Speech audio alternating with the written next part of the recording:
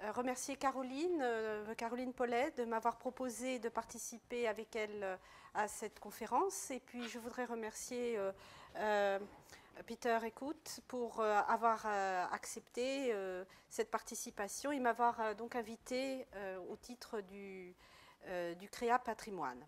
Et merci à vous pour être là aujourd'hui. Donc, comme il a été indiqué, je travaille depuis 2006 à l'unité de paléobiologie du département de géosciences de l'université de Tübingen. Comme vous pouvez l'entendre, je suis française d'origine puisque j'ai soutenu ma thèse en 2001 à l'université de Paris 6 et après plusieurs post-docs, j'ai donc rejoint l'université de Tübingen en tant qu'assistante de recherche. Je bénéficie actuellement d'une bourse financée par les fonds européens gérés par le Land du Baden-Württemberg. J'ai trouvé donc que c'était très symbolique que cette première conférence que je donne hors Allemagne depuis que j'ai cette bourse se passe ici, dans la ville de Bruxelles. Cette conférence va donc se présenter en deux parties. Je vais vous présenter les principes des isotopes stables et de leur application à l'ostéoarchéologie. Et puis, quelques exemples d'applications à la reconstitution des stratégies de subsistance des populations anciennes de chasseurs-cueilleurs et même très anciens, comme vous allez le voir. Donc, je vais vous rappeler ce qu'est un isotope, en vous rappelant tout d'abord que ce qu'est un élément chimique, comment il est défini. Vous avez ici la symbolisation que vous connaissez déjà bien avec, pour un élément chimique donné, le noyau qui est constitué de protons avec une charge positive et de neutrons, charge négative, comme leur nom, neutres, pardon, comme leur nom l'indique, autour desquels gravite une unité chargée négativement qui est l'électron. Et donc, un élément chimique est défini par le nombre de protons dans son noyau. 6 protons, c'est ce qu'on trouve pour un élément carbone. Si vous rajoutez un proton, vous n'avez plus du carbone, vous avez de l'azote. Et si vous enlevez un proton à l'azote, vous n'avez plus d'azote, vous avez du carbone. Donc c'est vraiment fondamental pour la définition de l'élément. Et les isotopes, ce sont des différents types d'un même élément chimique qui correspondent en fait à différents nombres de neutrons dans le noyau. Vous avez l'exemple avec le carbone 12, enfin les différents isotopes du carbone, avec le carbone 12. 12 indique qu'il y a, en plus des 6 protons qui définissent cet élément, 6 neutrons, 13 pour 7 neutrons et 14 pour 8 neutrons. Vous avez la représentation ici, graphique, des différents isotopes du carbone, 12, 13 et 14. Et donc, vous connaissez déjà tous au moins cet isotope, le carbone 14. Et ce qu'il est important de retenir, c'est que comme les neutrons n'ont pas de charge, le fait qu'ils diffèrent en nombre ne change rien aux principales propriétés de l'élément chimique, mais cela va changer sa masse atomique et ses propriétés nucléaires. Ainsi, comme vous le savez tous, vous avez des isotopes instables, radioactifs, qui se désintègrent spontanément au cours du temps, le carbone 14, et vous avez, par contre, avec le carbone 12 et le carbone 13, des isotopes stables qui ne se désintègrent pas spontanément au cours du temps et donc qui vont se maintenir dans les mêmes proportions dans des conditions favorables. Et c'est la différence fondamentale entre ces deux types de propriétés nucléaires. Alors, la différence de masse atomique, cette légère différence de masse atomique, entraîne une différence dans le comportement de ces isotopes au cours d'un processus physique ou chimique. Selon le type d'isotope qui est impliqué dans une liaison, dans une molécule, cette liaison va être plus ou moins robuste à certains événements. Et vous allez donc avoir dans une réaction, si elle est incomplète, si vous n'avez pas tout ce qu'il y avait au départ à l'arrivée, si elle est incomplète, vous avez à l'arrivée, dans les produits de réaction, une concentration en isotope qui va être différente de celle qu'elle était dans les produits de départ. Si vous voulez un exemple imagé que mes étudiants aiment bien en général, c'est que si vous devez participer à venir à une conférence et que vous avez la moitié du public qui ne connaît pas les lieux, qui n'a pas une montre à l'heure, et l'autre moitié qui connaît les lieux et qui a une montre à l'heure, eh bien, si à l'heure dite, les portes sont fermées, vous aurez plus de personnes qui sont les étudiants connaissant les lieux que dans la salle, une proportion plus grande que ceux qui restent devant la porte. Il y a eu un fractionnement. Et un fractionnement, quand on parle d'isotope, c'est un fractionnement isotopique quand on n'a pas la même quantité d'isotopes, la même teneur d'un isotope donné dans le produit de réaction par rapport au réactif. Alors, ce fractionnement isotopique, c'est ce qui va nous permettre d'avoir des informations sur la source et sur le processus qui a permis de former les produits de réaction dont on mesure les isotopes ensuite. Alors, le petit graphique ici donc, représente les différences de masse atomique entre les différents isotopes, entre les isotopes dits légers, parce qu'ils contiennent moins de neutrons que les isotopes dits lourds. C'est à présent un vocabulaire qui est de plus en plus en désuétude. On parle de carbone 13, on ne parle plus de carbone lourd par rapport à un carbone léger, mais ça permet de bien fixer les choses de ce genre de représentation et de symboles. Alors, les différents types d'isotopes, donc on a dit pour le carbone 12, 13 et 14, avec le carbone 14 qui ne sera pas considéré dans la suite de la conférence en tant que tel, parce que c'est un isotope instable, et nous nous intéressons ici aux isotopes stables. Et parmi les isotopes stables, on n'a pas la même représentation à la surface de la Terre. L'isotope le plus abondant, c'est le carbone 12, de loin devant le carbone 13. Et si on regarde par exemple un autre atome qui est l'azote, un autre élément chimique qui est l'azote, là pour l'azote on a deux types d'isotopes stables, on a l'azote 14 et l'azote 15, et bien là aussi on a un élément qui est plus représenté que l'autre, et c'est l'isotope le moins représenté, le moins abondant, auquel on va s'intéresser. On va s'intéresser à ces variations, puisqu'elles vont être plus faciles à détecter par rapport à l'isotope qui est très abondant. Alors, je vous ai parlé donc de processus au cours desquels on peut avoir un fractionnement isotopique. Et un des processus auxquels on va s'intéresser ici, c'est la prise alimentaire.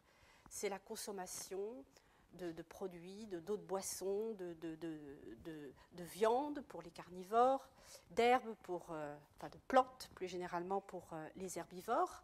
C'est ce qui est représenté ici, qui peut paraître un petit peu compliqué, parce qu'on a beaucoup d'isotopes maintenant qu'on peut mesurer de façon plus ou moins routinière, comme l'oxygène, le deutérium qui correspond à l'hydrogène, le carbone, l'azote et le soufre.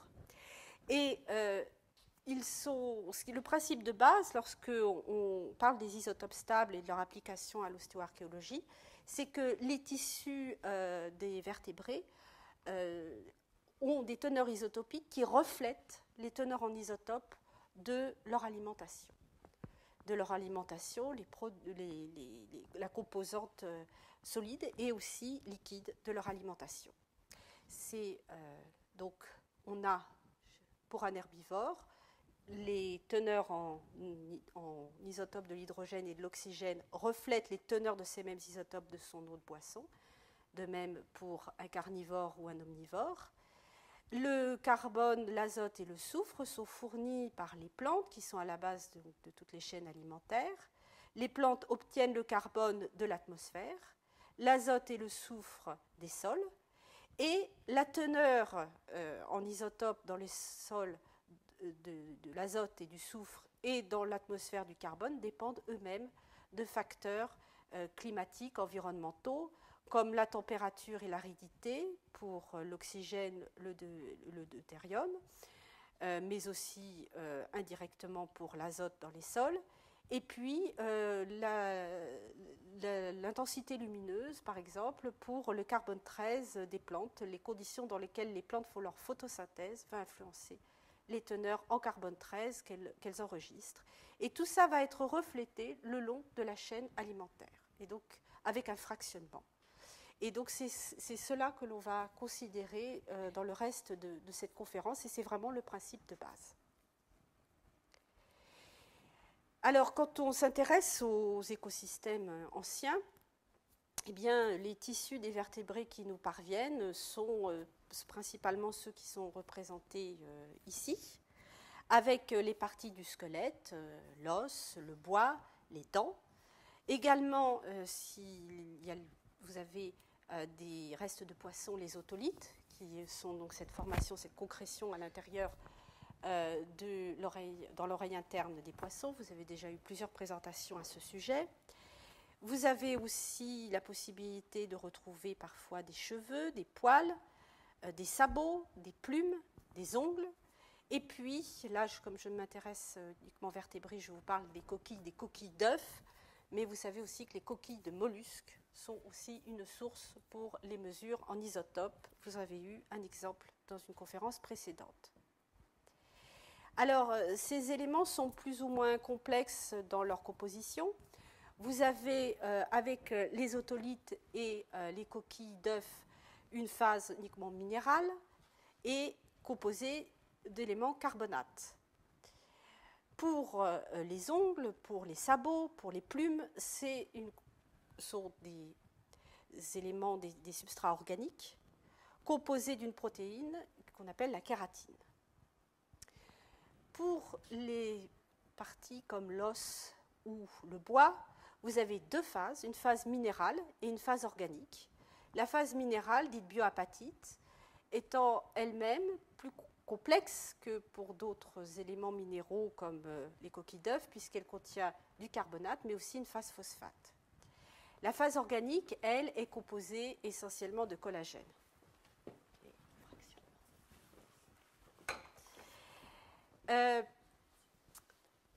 C'est équivalent pour le bois est équivalent en composition à l'os. La dent, la partie minérale de la dent est constituée par l'émail, qui est pratiquement uniquement du minéral. Et il y a une phase minérale dans la dentine. La dentine, c'est ce qui correspond aux racines des dents, à ce que vous trouvez dans les racines, au niveau des racines pour les dents. Et cette dentine contient, comme l'os, une phase minérale et une phase organique. Donc, vous avez deux sources de phase minérale dans la dent et une source organique qui vient de la dentine. La phase minérale est composée, comme pour l'os, de carbonate et de phosphate, et la phase organique essentiellement de protéines, de collagène. Alors, ce n'est pas, selon les tissus, comme vous vous en doutez, ce n'est pas la même période qu'on va enregistrer de la vie d'un individu, d'un spécimen, puisque l'os se forme sur plusieurs années. Les bois, eux, se forment sur un temps plus court de quelques mois. Après, les animaux perdent tous les ans leur bois et le renouvellent. Donc, ça correspond à non seulement plusieurs mois, mais à une année précise de la vie de l'individu. Pour les dents, c'est une formation en accrétion, c'est-à-dire c'est une formation couche par couche successive, sur plusieurs mois, là aussi. Et puis, pour les otolithes, vous avez vu que de la même façon, ce sont des couches qui se forment les unes au-dessus des autres. Et pareil pour le cheveu. Et puis, pour les coquilles d'œufs, bien sûr, on a un temps d'enregistrement qui correspond au temps de formation de la coquille, qui est très court, de quelques semaines à quelques jours. Ça n'est pas non plus les mêmes isotopes que vous allez pouvoir mesurer selon ce que vous considérez, selon le tissu, mais aussi selon la fraction du tissu. Par exemple, pour l'os, la fraction minérale sur cette fraction minérale, s'il s'agit de carbonate, par exemple, vous allez pouvoir mesurer non seulement le carbone, mais l'oxygène. Si vous travaillez sur la phase phosphate, vous perdez cette information carbone, mais vous avez une information oxygène. Vous avez aussi le strontium, qui est un élément qui se met en substitution du calcium. Et puis, pour la phase organique, vous avez tout les isotopes du carbone, mais également de l'hydrogène, de l'azote et même du soufre que vous allez pouvoir mesurer. Donc, selon le tissu que vous considérez, vous avez différents types d'isotopes possibles, mesurables, et vous avez quelque chose de différent du point de vue de l'enregistrement, du point de vue de ce que ça représente dans la vie alimentaire de votre individu. Et puis, il y a aussi les questions de préservation. Les chiffres qui sont indiqués ici sont indicatifs, on pourrait les discuter, mais il est clair que toutes les phases n'ont pas la même stabilité, tous ces tissus n'ont pas la même stabilité dans le temps. Il faut des conditions de conservation exceptionnelles pour trouver certains tissus comme les cheveux pour des périodes très très anciennes. Et pour ce qui concerne l'os, pour la phase organique de l'os, on a jusqu'à présent des exemples jusqu'à 100 000 ans. On en rediscutera. Il y a aussi des situations exceptionnelles où on a eu des conservations de collagène jusqu'à 400 000 ans pour un site du nord de l'Allemagne. Et même il y a un site en Espagne où les chercheurs ont déclaré avoir trouvé du collagène bien conservé à 1 million d'années. Mais ce sont de toute façon des cas exceptionnels. Jusqu'à 100 000 ans, il y a une probabilité importante d'avoir du collagène. Comme je vous l'avais dit, on n'a pas la même phase de la vie de l'individu qui est représentée parce que les tissus que l'on va étudier selon que c'est de l'os ou que ce sont des dents n'enregistrent pas la même chose, le même laps de temps. L'os a l'avantage d'être en croissance ou après, une fois que la croissance est finie, en remodelage en permanence tout au long de la vie de l'individu.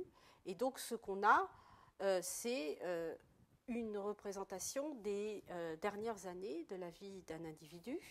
Peut être plus ou moins long selon le vitesse de renouvellement du collagène. Il est plus rapide dans les côtes qu'au niveau du fémur, par exemple. Mais en tout cas, c'est beaucoup plus long que ce qu'on peut enregistrer dans ce qui est représenté tout en haut du graphe avec les cheveux.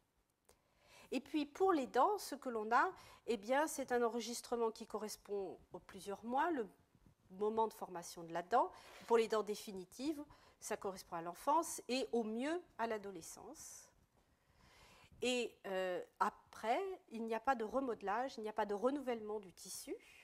Le tissu est fixé, le message qui est enregistré par le tissu est fixé une fois pour toutes, correspondant au moment de la formation de la dent. Il n'y a pas non plus, donc, comme je vous l'avais dit, la même stabilité de ces tissus. Les dents sont beaucoup plus résistantes à l'épreuve du temps que l'os. Et à l'intérieur des dents, l'émail est ce qui est conservé le plus longtemps possible par rapport à la dentine, qui elle-même est plus stable que l'os.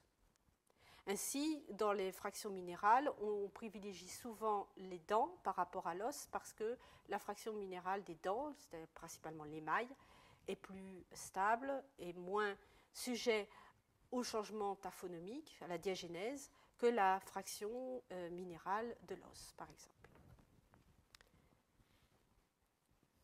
Alors, c'est un schéma pour vous représenter la préparation des échantillons.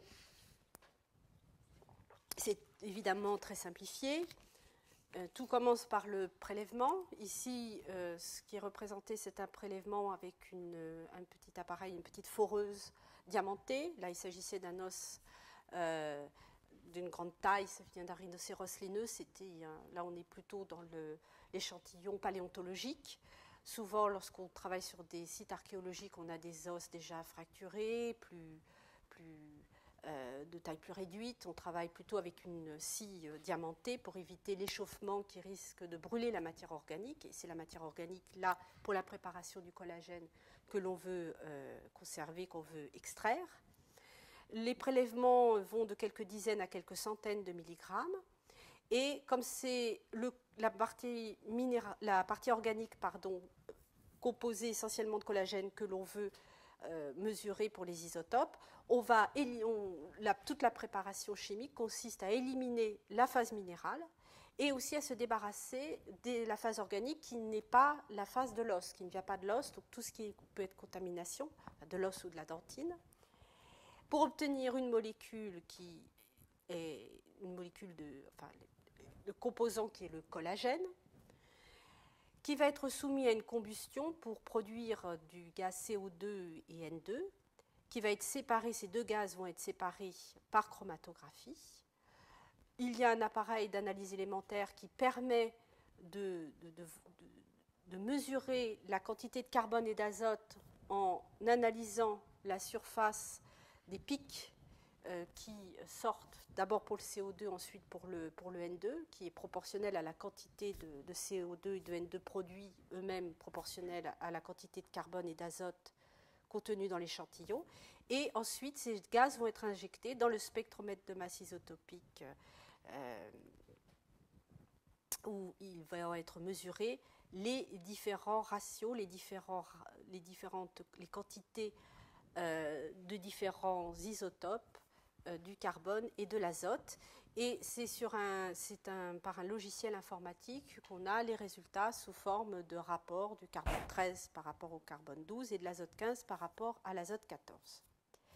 Et l'analyseur élémentaire qui nous permet de calculer le pourcentage de carbone et d'azote, c'est ce qui va nous donner une information capitale, puisque on s'attend à un certain pourcentage de carbone et d'azote si on a affaire vraiment à du collagène bien conservé du point de vue chimique et du point de vue isotopique.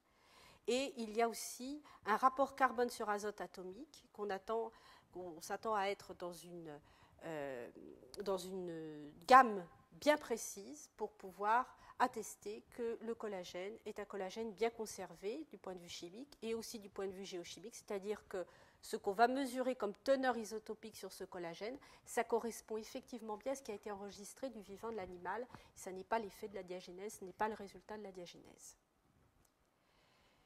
Ici, vous avez une photo d'un spectromètre isotopique, de spectromètre de masse pour les isotopes à l'université de Tübingen. Il y a maintenant une phase de miniaturisation des appareils. Avant, c'était des appareils qui étaient très, très importants, prenaient beaucoup de place. Maintenant, ce sont des appareils plus réduits, mais qui sont techniquement qui sont des appareils encore fragiles, qui demandent beaucoup d'expérience pour être manipulés. Quand on s'intéresse à la phase minérale, en particulier l'émail des dents, cette fois, ce sont des quantités de 5 à 15 mg, jusqu'à quelques dizaines de milligrammes qui sont prélevés, ce qui permet de faire, par exemple, des échantillonnages sériés, comme ici. On a fait un échantillonnage le long d'une dent, couche en traits successifs, pour suivre aussi ce qui se passe en variabilité à l'intérieur d'une dent, car la dent se forme, cette dent de cheval, par exemple, s'est formée sur plusieurs mois, et on peut remonter comme ça un petit peu à quelque chose de très fin du point de vue de ce qui se passe. C'est parce que l'animal a expérimenté dans le temps, sur une durée courte, mais à une échelle très fine. Et là, c'est bien sûr la matière organique que l'on va éliminer, et les carbonates exogènes, pour obtenir de la bioapatite purifiée. C'est cette petite poudre blanche que vous voyez au fond de l'Eppendorf, qui va être soumise à une réaction pour former du CO2, qui va être purifié par chromatographie et qui va être aussi injecté dans le spectromètre de masse pour analyser les teneurs en carbone 13 et en oxygène 18. Et là, on va considérer la proportion, la composition en carbonate. Surtout, ce qu'on va essayer de vérifier, c'est qu'il n'y a pas eu de contamination. Alors la contamination, elle peut venir du sédiment, mais elle peut venir aussi même au niveau de l'échantillonnage, parce que vous voyez ici, vous avez cette couche d'émail, mais sous cette couche d'émail, si vous vous souvenez ou si vous voyez comment la structure d'une dent de cheval est, vous avez une couche de dentine. Si vous allez trop loin dans votre échantillonnage, si vous échantillonnez trop profond, vous risquez aussi d'échantillonner de la dentine. Et le pourcentage de carbonate va permettre de vérifier que vous n'avez pas eu quelque chose d'autre que l'émail d'échantillonné et qui aurait été analysé pour les isotopes, que ce que vous avez, ça correspond bien à la bioapatite de votre échantillon. Alors donc un rappel des différents isotopes qui sont considérés maintenant couramment pour les systèmes biologiques, et plus ou moins en routine lorsqu'on s'intéresse à des écosystèmes anciens, à des contextes archéologiques ou protohistoriques. Donc, vous avez l'hydrogène, le carbone, l'azote, l'oxygène, le soufre et le strontium. Et en fait, comme je vous l'avais dit, ce qu'on regarde, c'est le rapport de l'isotope rare par rapport à l'isotope plus abondant. Et on va l'exprimer en delta, c'est-à-dire que ce rapport, il va être comparé à un rapport mesuré dans un standard international. Ces standards ont été choisis en général parce que c'était les réservoirs les plus importants d'un élément chimique donné.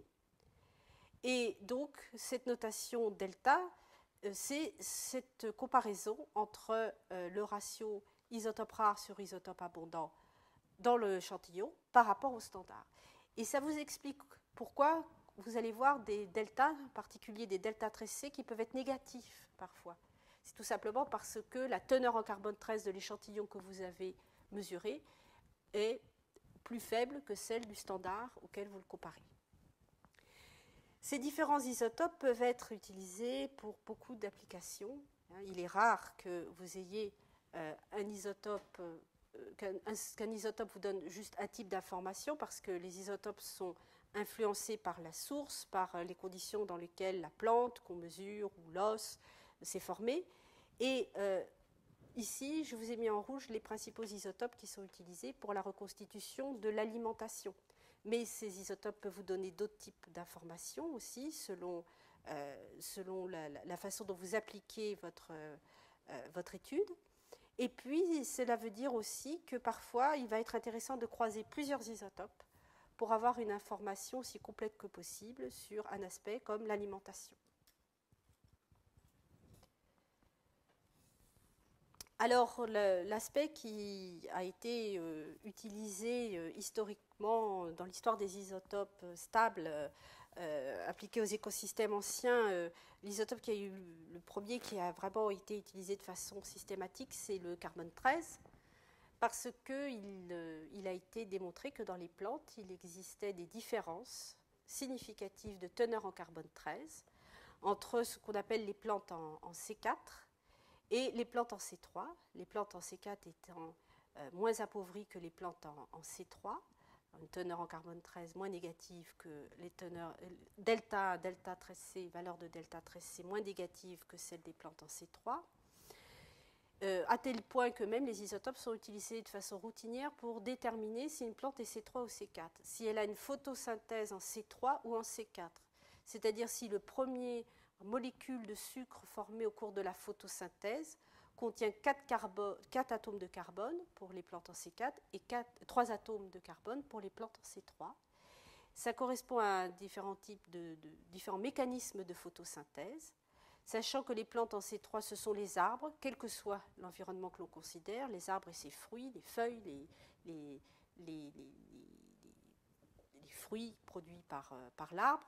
Et les plantes en C4, ce sont des plantes qui ont besoin de conditions qui se développent quand les conditions sont moins favorables pour les plantes en C3, en particulier quand il y a un taux d'ensoleillement très fort, quand on a une saison sèche suivie d'une saison chaude et humide qui est la saison de développement de ces plantes en C4. Donc, vous avez ici des histogrammes qui représentent des mesures sur de nombreuses plantes en C3, respectivement C3 et C4, et vous voyez qu'il n'y a pratiquement pas de recouvrement entre ces deux familles de plantes. Et cela va être reflété par leurs consommateurs. Donc, dans la savane africaine, par exemple, vous avez les grazers, les brouteurs d'herbes, comme les zèbres, qui vont donc consommer des graminées qui, dans ce milieu, sont en C4. Par rapport, ils vont avoir des valeurs de delta 13C plus hautes que les browsers, les consommateurs de feuilles, comme la girafe, puisque les arbres, qu'ils soient en savane ou en milieu tempéré, sont des plantes en C3. Avec le fameux fractionnement isotopique, qui va être différent selon qu'on considère le collagène ou la phase minérale. Mais la différence entre le C4 et le C3 est conservée chez leurs consommateurs respectifs, et on distingue très bien par leur teneur en carbone 13 dans la savane africaine, des grazers, des browsers. Alors, cette distinction, elle a été utilisée dans le cadre d'écosystèmes extrêmement anciens, comme celui des premiers hominidés, parce que justement, au cours de l'évolution des hominidés, il y a eu des changements de paysage, il y a eu des changements d'environnement.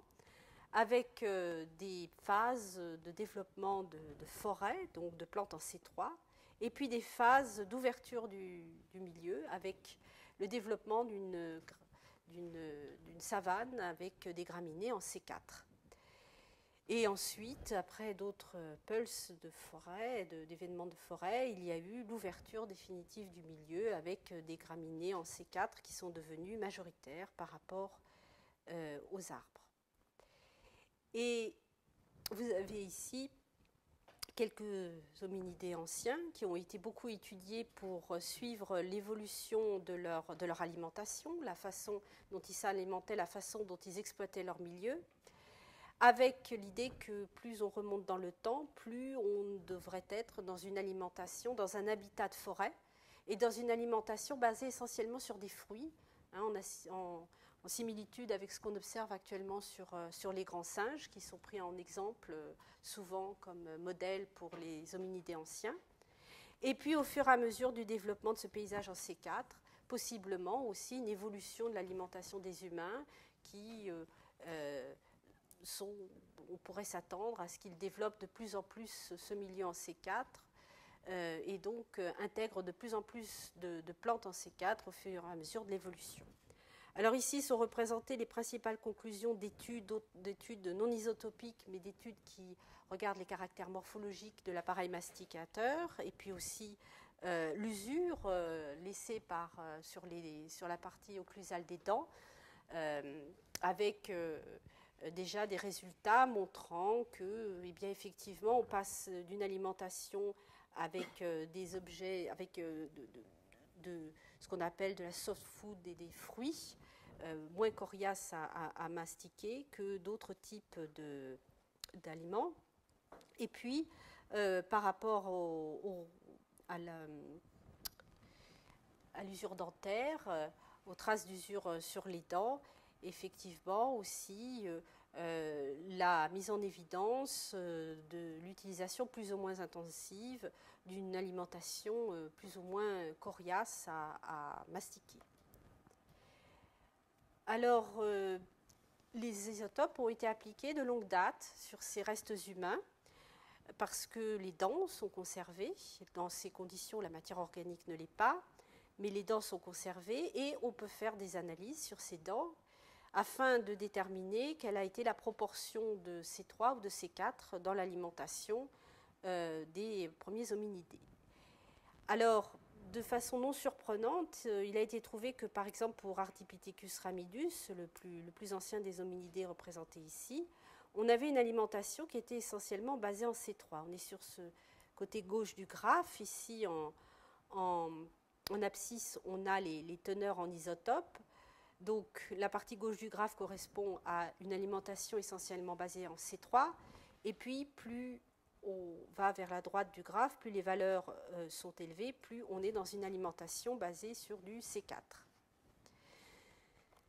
Les Paranthropus robustus, les genres Homo, représentés ici en violet, ces quelques points, et puis pour l'Australopithecus africanus, on a mis en évidence chaque point correspondant à une mesure sur une dent, donc potentiellement à chaque point représentant un individu différent. On se rend compte que les hominidés qui sont concernés intégraient déjà une certaine proportion de sources en C4, parfois assez importante, comme ici, pour ces points qui correspondent à Australopithecus africanus. C'est finalement pas forcément l'hominidé le plus récent qui a intégré le plus de plantes en C4. Et la surprise est venue de Paranthropus boissei, qui est l'équivalent en Afrique de l'Est de ce qu'est Paranthropus robustus en Afrique du Sud. Ils sont contemporains, mais ils n'habitent pas dans la même aire géographique. Et là, une exploitation en C4 extrêmement significative.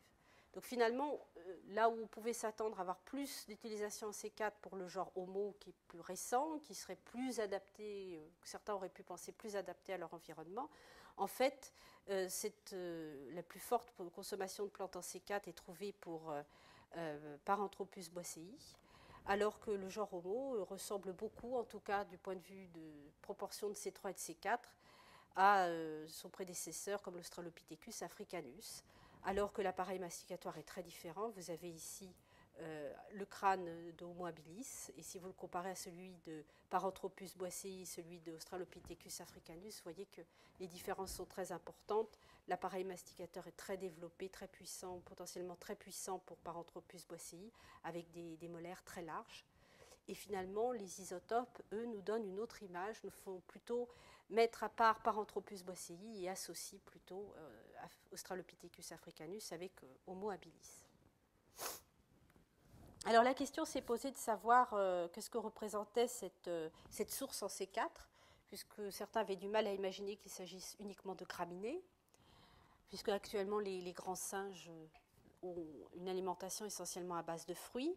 Certains ont même posé l'hypothèse que cela pouvait être déjà l'évidence d'une consommation de viande, d'animaux de grazers, de même environnement, qui auraient donc mangé énormément de plantes en C4, et ça se serait transmis finalement à l'humain qui aurait acquis, on ne va pas plus élaborer de quelle manière, mais qui aurait acquis cette viande de ces animaux. Il n'est malheureusement pas possible de répondre à cette question avec uniquement les teneurs en carbone, les isotopes du carbone, parce que pour répondre à la question de quel est le niveau trophique occupé par un individu, il faudrait avoir accès à l'azote. Et l'azote se retrouve dans la matière organique qui n'est pas conservée dans ce genre de contexte. Par contre, pour des contextes plus récents, jusqu'à 100 000 ans, comme je l'avais indiqué précédemment, on a la conservation de la matière organique, du collagène dans l'os, dans la dentine. Et sur ce collagène, on va pouvoir mesurer l'azote. Et il se trouve qu'on a un enrichissement très significatif des teneurs en azote 15 au fur et à mesure qu'on monte dans la chaîne alimentaire. Donc un consommateur d'un produit, qu'il soit animal ou végétal, va avoir des teneurs en azote 15 beaucoup plus élevées que le produit qu'il consomme. Alors que pour le carbone 13, on a un léger enrichissement, un léger fractionnement, mais qui n'est pas suffisant pour être vraiment significatif sur la position trophique. Alors ici, nous ne sommes plus avec un milieu avec potentiellement des plantes en C3 ou en C4. On est en Europe de l'Ouest, sur les derniers 100 000 ans, enfin, sur une période ancienne, où on n'a que des plantes en C3, mais même ces plantes en C3 présentent une certaine variabilité selon les conditions dans lesquelles s'est effectuée la photosynthèse de la plante, selon qu'on est en forêt dense ou selon qu'on est dans un paysage plus ouvert. On a vu aussi que les conditions climatiques pouvaient influencer les teneurs en carbone 13 des plantes, et donc finalement on se retrouve avec une variabilité assez importante des plantes pour leur teneur en carbone 13, et qui va diminuer au fur et à mesure qu'on va haut dans la chaîne alimentaire, parce qu'à chaque fois le consommateur moyenne les différentes sources qu'il a pu avoir, et donc la variabilité des teneurs en carbone 13, comme il y a cet effet de moyennement, va être finalement plus réduite, jusqu'à environ 4 pour 1000 pour les prédateurs, les carnivores ou les omnivores. Et puis, on va avoir cet enrichissement des teneurs en azote 15, très importante d'un niveau trophique à l'autre. Mais là aussi, il y a une certaine variabilité déjà dans les plantes selon les conditions environnementales. Ce qui veut dire qu'à chaque fois qu'on va explorer un écosystème ancien pour lequel on n'a pas déjà acquis de données, il va falloir s'attacher à faire un travail d'acquisition de références, de données de référence, parce qu'on ne peut pas prévoir à l'avance quelles vont être les teneurs en azote 15 à la base de la chaîne alimentaire. Et donc, le plus souvent, pour les contextes anciens, préhistoriques, on a accès aux os des herbivores, et c'est eux qui vont nous donner le niveau de base. Je voudrais aussi rappeler que comme on travaille sur le collagène, on va avoir l'enregistrement de la partie protéique de l'alimentation. Donc, ici, ce qu'on a, avec même un omnivore comme l'homme, à partir du moment où il va avoir une quantité importante, comme on le trouve pour les périodes anciennes chez les chasseurs-cueilleurs, une contribution importante de viande, de chair d'animaux dans son alimentation. Ce qu'on va la voir après reflété dans le collagène, c'est cette partie-là, c'est la partie protéique et donc essentiellement fournie par la viande. Ici, on ne retrace pas la consommation des plantes dans ces contextes. On retrace la partie de l'alimentation carnée des chasseurs-cueilleurs. Alors, il y a donc, lorsqu'on peut remonter à 100 000 ans, on remonte à une période qui est caractérisée par ce qu'on a appelé la steppe à mammouth. C'est un écosystème de steppe avec une végétation steppe toundra qui n'a pas d'équivalent actuellement, qui s'étendait sur une très grande aire géographique, depuis l'Alaska jusqu'aux côtes françaises, côte atlantique, et également depuis la Chine jusqu'à l'extrême nord de l'Eurasie. Et cette steppe à mammouth, eh bien, c'est un écosystème très riche en diversité, diversité végétale et diversité animale. On y rencontre donc de la mégafaune, c'est tout ce qui a plus de 44 kilos. C'est le mammouth, c'est le rhinocéros laineux. On a d'autres espèces donc ça, ce sont des espèces qui ont disparu. On a d'autres espèces qui ont survécu, comme le cheval, comme le renne, mais qui sont maintenant sur des aires géographiques, le renne et puis l'antilope saiga, mais qui, pour le renne et l'antilope saiga, par exemple, sont maintenant sur des aires géographiques très différentes, alors qu'à l'époque, ils cohabitaient sur les mêmes territoires. Alors, il n'y a pas d'équivalent actuellement. Pour retrouver une telle diversité, il faut se référer à la savane africaine, mais sachant que là, bien sûr, on est dans un contexte chaud, tandis que la steppe à mammouth est un contexte froid. Alors, pour un géochimiste, la steppe à mammouth se présente ainsi, avec un graphe, avec en abscisse les valeurs de delta 13C, en ordonnée les valeurs de delta 15N, et puis ici, les mesures faites sur du collagène d'os, donc représentant une moyenne de plusieurs années de la vie alimentaire de l'animal, avec donc représenté en moyenne et en gnécartype pour chaque type d'espèce. Et là, on voit déjà qu'on a des différences qui se présentent. On a le renne qui présente les valeurs de delta 13C parmi les plus hautes. Pour les valeurs de delta 15N, c'est le mammouth qui se distingue très nettement des autres espèces. Et on peut relier ces distinctions aux distinctions des aliments végétaux, entre une proportion plus ou moins importante d'herbes dans leur alimentation ou de lichen. Le renne peut absorber de grandes quantités de lichen, qui est actuellement toxique pour d'autres espèces. Et il peut survivre tout un hiver en mangeant pratiquement que du lichen. Et les lichens présentent des teneurs en carbone 13 systématiquement plus hautes que leurs plantes vasculaires des mêmes écosystèmes. Et donc on peut relier déjà, pour cette période, les valeurs hautes de teneur en carbone 13 du renne à la consommation significative déjà à l'époque de lichen.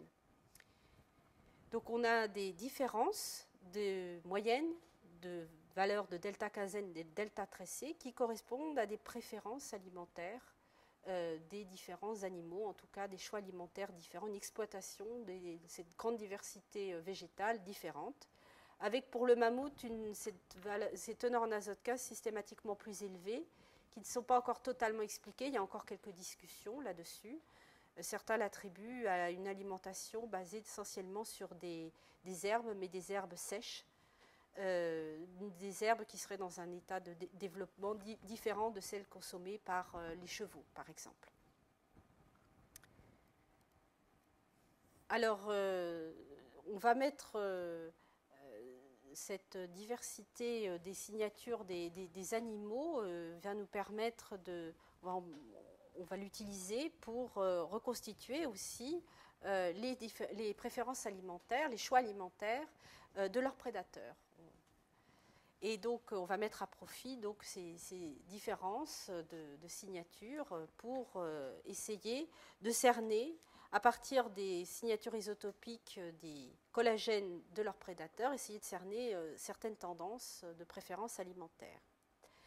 C'est ce qui a été fait pour un site du sud-ouest de la France, Saint-Césaire, qui contient une couche châtel-péronienne qui peut être estimée d'environ 36 000 ans, non calibrée BP, et qui a livré des restes de faune avec chassés, puisqu'il contenait des traces de découpe, il présentait des traces de découpe, et puis un fossile néandertalien.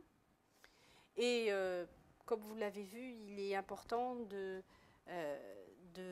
d'essayer d'établir ce niveau de base avec les herbivores en prenant d'autres sites, mais le plus proche possible du point de vue géographique et du point de vue chronologique. Et c'était le cas des sites de Camiac et de la Berbie. Donc, les différentes espèces potentiellement chassées par les Néandertaliens et consommées par les Néandertaliens ont été sélectionnées, ont été analysées, les signatures isotopiques du collagène ont été mesurées. On retrouve le schéma qui ressemble un petit peu au schéma que je vous ai présenté précédemment avec le mammouth, qui se détache toujours par des teneurs en azote 15 plus élevées que les autres herbivores. Le renne, avec toujours sa teneur en carbone 13 particulière liée à la consommation de grandes quantités de lichen. Et puis ici, nous avons aussi un autre prédateur, qui est la hyène. Il y a plusieurs hyènes même, c'est pour ça qu'on l'a représenté en moyenne et écart-type, qui a la teneur en azote 15, une teneur en azote 15 plus élevée que la plupart des herbivores, comme on s'y attendait, pour un consommateur par rapport aux proies. Et puis le néandertalien qui est encore plus haut en teneur en azote 15 que la hyène. Alors, bien sûr, il y a toujours des tendances un petit peu médiatiques qui consistent à vouloir parfois un petit peu avoir des formules choc. Et donc, lorsque les premiers, ce n'était pas Saint-Césaire, c'était sur une autre fouille, mais un autre site du sud-ouest, quand les premiers néandertaliens ont été publiés, on a parlé de top carnivorie, les néandertaliens plus carnivores que les hyènes. Bon. On va voir que ça ne correspond bien évidemment pas à ça. En fait, ce qu'on peut faire, c'est tenter de traduire ces signatures isotopiques de ces prédateurs, animaux ou humains, en termes d'alimentation. C'est ce qu'on fait ici graphiquement avec ce rectangle. Ce rectangle est dessiné en dérivant de la signature isotopique du collagène du prédateur, quelle devrait être la gamme de la signature isotopique du collagène de ses proies, en utilisant les valeurs de fractionnement qui ont été établies entre le collagène d'un prédateur et la moyenne du collagène de ses proies. On reconstitue donc une alimentation, comme on travaille avec de l'os, c'est une alimentation moyenne qui représente plusieurs années de la vie de l'individu. Et on va les comparer à ces moyennes qui ont été mesurées sur les différentes proies qui ont été aussi mesurées pour les isotopes. Voici ces rectangles. Et puis voici les points d'intersection entre les rectangles représentant l'alimentation de néandertaliens et des hyènes, et puis les points d'intersection avec ce graphe qu'on peut représenter en reliant les différentes signatures isotopiques des différentes proies potentielles. Alors, il y a des modèles mathématiques pour traduire ça en termes de proportion, alors de proportion de protéines, d'origine de protéines de l'alimentation, je le rappelle. Et ici, ce que vous voyez sur ce graphe, c'est reconstituer en rouge la gamme qu'on a pu calculer mathématiquement à partir du graphe que je vous ai présenté pour la hyène en rouge et pour le néandertalien en bleu. Alors, ce qui apparaît, ce sont des ressemblances et des différences. Il y a une similarité dans les proportions possibles, telles qu'elles ont été calculées par ce modèle mathématique, entre le néandertalien et la hyène pour la consommation de grands bovinés, par exemple, ou de mégacéros, ces cerfs géants. Et puis, il y a des différences qui apparaissent très nettement pour la consommation du renne, par exemple, plus importante, potentiellement beaucoup plus importante pour la hyène que pour le néandertalien. Et puis aussi pour le rhinocéros et plus clairement encore pour le mammouth, avec une proportion beaucoup plus importante qui explique la signature isotopique, qui peut expliquer la signature isotopique de néandertalien que pour la hyène. Si vous voulez, il faut mettre plus de mammouths pour expliquer la signature du néandertalien que pour expliquer la signature isotopique de la hyène. Alors bien sûr, tous ces modèles ont des biais, mais ce qui est intéressant, c'est que si on compare avec la même méthode deux prédateurs, comme un prédateur animal et un prédateur humain, finalement, on a quelque chose, même s'il peut y avoir quelques biais, on a quelque chose qui est comparable. Et ça, c'est intéressant vraiment de pouvoir comparer ces deux types de prédateurs. Parce que, rappelez-vous que la hyène, c'est un animal charognard. Potentiellement, il a accès à une grande diversité de proies. Et il nous renseigne aussi sur la disponibilité de ces proies. S'il y avait dans le paysage une grande abondance de carcasses de mammouths, cela devrait se refléter dans l'alimentation. Là, je vous rappelle qu'il y a eu plusieurs hyènes d'analyser, ce qui n'est pas le cas. Ce qui veut dire que l'accès aux mammouths n'était pas si facile que ça. Et donc, ça va dans le sens aussi des hypothèses de chasse active même, des néandertaliens, pour acquérir une si grande quantité de protéines provenant de mammouths dans son alimentation.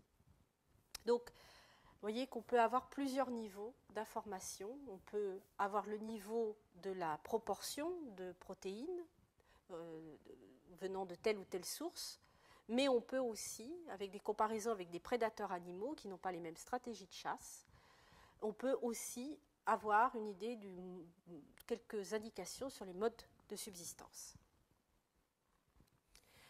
Alors, le néandertalien de Saint-Césaire n'a pas été le seul à être analysé. J'avais parlé qu'on avait pu récupérer du collagène bien conservé jusqu'à 100 000 ans. Eh bien, c'est le cas ici. C'est en fait, cela concerne cet individu, ce néandertalien, venant de la grotte de Skladina à Sclin, Belgique, beaucoup d'entre vous connaissent bien sûr. Et ça a été le cas aussi pour Aspi, pour une période un peu plus récente. Les Pradelles, qui ont été justement les néandertaliens les premiers publiés, et puis Saint-Césaire. Les écosystèmes, donc avec les espèces, différentes espèces comme le mammouth, représenté ici, mammouth, grand mégacéros, renne, mais également le daim, le cheval, le rhinocéros et le mammouth. Et vous remarquez que d'un graphe à l'autre, on retrouve ce néandertalien en position très haute pour les teneurs en azote 15, plus haute que les carnivores animaux. Et donc maintenant, vous savez qu'il ne s'agit pas d'une question de super carnivorie, mais bien d'un choix de proies différents entre les prédateurs humains, une sélection différente entre les prédateurs humains et les prédateurs animaux. Ce que vous remarquez aussi dans l'écosystème de Sclin, ici, pour la période d'environ 100 000 ans, c'est qu'on a aussi des restes de faune. Alors, ces restes de faune ne correspondent pas à de la faune chassée. Là, c'est de la faune d'apport naturel. Il n'y a pas de traces de découpe. Pour trouver des animaux avec une trace de découpe, il faut aller à une couche inférieure, donc, qui contenait d'ailleurs aussi du collagène, qui a daté de 120 000 ans environ. Mais c'est intéressant de voir que dans cet écosystème, cela correspond à un environnement qui est différent des autres environnements qui étaient des environnements très ouverts, pour les Pradelles, pour le Saint-Césaire. Ça correspond à un environnement où il y avait de la forêt. Et d'ailleurs, les animaux le reflètent par des teneurs en carbone 13 plus basses que leurs congénères venant de milieux plus ouverts. Et vous remarquez que, par contre, le néandertalien n'a pas changé en position pour les teneurs en carbone 13. Ce qui veut dire que ce qu'il consommait étaient des proies qui avaient vécu en milieu ouvert, qui n'avaient pas un habitat en forêt. Et donc là encore, on a une indication sur un mode de subsistance, sur des choix, enfin sur une stratégie de chasse, enfin un mode de chasse. Et si on regarde la couche inférieure de 120 000 ans, où là on a des traces de découpe, et bien et où on pourrait trouver potentiellement aussi la trace d'un habitat fermé pour les herbivores analysés, et bien ces herbivores qui ont été utilisés par l'homme, qui ont été exploités par l'homme, sont de milieux ouverts, alors que potentiellement aussi à 120 000 ans on pourrait avoir un habitat forestier. Donc même quand on n'a pas le reste humain lui-même, qu'on ne peut pas analyser directement les restes humains, on peut avoir par la signature de la faune chassée une information aussi sur les territoires de chasse, type de territoire de chasse ou de prélèvement, si on ne veut pas entrer plus avant dans le débat sur chasse, acquisition active ou pas. Alors pour des périodes plus récentes, toujours dans le sud-ouest de la France, là on est dans le Magdalénien, entre environ 14 000 et 16 000 ans, eh bien ici on a un reste assez exceptionnel, un squelette quasi complet d'un individu magdalénien. On a ici de nouveau en moyenne écart type la faune potentiellement consommée. On a pu mettre ensemble la saiga et le renne parce qu'il se trouve qu'isotopiquement ils sont similaires. Et là encore, la reconstitution avec ce fameux rectangle qui représente l'alimentation en termes de collagène de proie. Le modèle mathématique donnant les proportions possibles figurées en hachuré et les proportions obligatoires en couleur pleine, eh bien, montre que malgré la grande quantité de saiga et de rennes, de restes de saiga et de rennes retrouvés dans le site, eh bien, c'est le grand boviné qui apparaît comme la source majoritaire de protéines dans l'alimentation. Mais si on regarde les choses sous un autre angle, si on ne considère pas seulement les nombres de restes qui sont représentés ici, même en nombre minimum d'individus où la saiga et le renne se détachent nettement, sont majoritaires, si on regarde en poids de viande cette fois, ce que ça peut représenter en poids de viande, eh bien on s'aperçoit qu'on a une image tout à fait différente et qui ressemble étonnamment à la reconstitution qui est faite par les isotopes. Car il ne faut pas oublier que ce que l'on retrace, c'est des proportions de protéines avec les isotopes. Et que si on veut les comparer au résultat de zooarchéologie, on devrait les comparer au poids de viande que ça représente. Et bien sûr, il faut garder en tête qu'on a différents éclairages en fait d'un même événement, c'est-à-dire qu'avec les isotopes, on a une analyse d'un individu, donc on a l'histoire alimentaire d'un individu. Et pour les restes archéozoologiques, eh c'est le résultat d'une activité d'un groupe sur une période qui peut aller d'une saison de chasse à plusieurs années, voire plusieurs dizaines d'années. Donc on a le résultat de l'activité du groupe, alors que pour les isotopes, on a le résultat d'une moyenne de l'alimentation d'un individu. Et donc là aussi, il ne s'agit pas de confronter une méthode par rapport à l'autre ou d'essayer absolument de valider une méthode par rapport à l'autre, mais bien d'avoir en tête que ce sont deux éclairages différents sur les activités de subsistance. Pour finir, toujours plus proche de nous chronologiquement, toujours des chasseurs-cueilleurs, les derniers chasseurs-cueilleurs, on est à la fin du Mésolithique, cette fois dans le plus au nord, en France, dans le bassin parisien. Et ici, on a des écosystèmes, on a des sites avec la représentation d'écosystèmes à la fois terrestres et aquatiques, une exploitation à la fois des animaux terrestres comme le cerf et le sanglier, aquatiques à travers, par exemple, pour les poissons. On a ici pu analyser le collagène pour une anguille, mais il y a aussi également beaucoup de brochets qui ont été retrouvés sur ce site. Beaucoup de preuves archéologiques d'une exploitation du contexte aquatique, avec il y avait une très bon état de conservation qui a permis de mettre à jour des restes de nasses utilisés pour la pêche. Mais vous voyez, du point de vue isotopique, l'image est très compliquée parce qu'on a une grande variabilité de la faune, déjà de la faune terrestre. Même pour une espèce donnée, comme le sanglier, on a des variations des teneurs en azote 15 élevées. Et puis, tout ça donne une image un peu compliquée et difficile, même de faire correspondre à cette rectangle qui représente l'alimentation de plusieurs humains mésolithiques ici, très proches les uns des autres, celui-là qui est un petit peu différent avec ce rectangle bleu. Difficile de le relier à vraiment quelque chose du point de vue de proportion de ressources, même aquatiques par rapport à terrestre. Quel point choisir pour le terrestre?